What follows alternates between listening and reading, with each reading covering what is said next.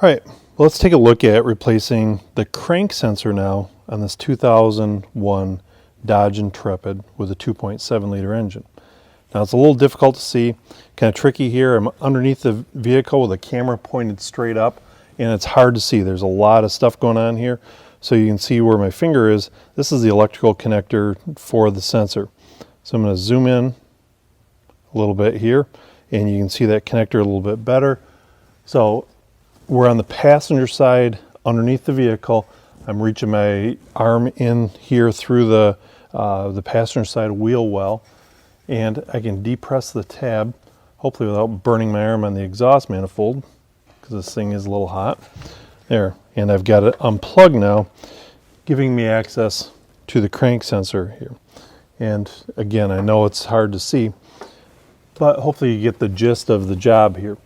I'm going to take my 10 millimeter socket with a 1/4 inch ratchet, loosen it up, and remove the bolt.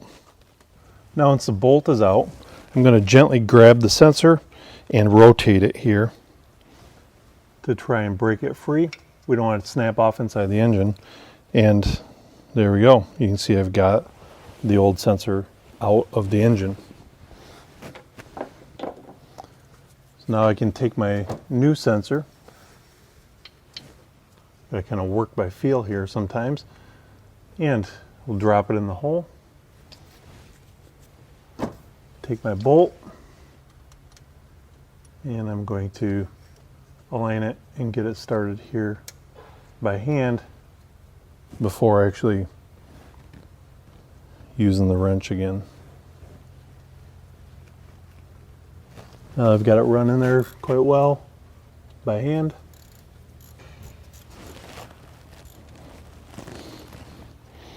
I'll use the socket, get it tightened down, grab my electrical connector and plug it in.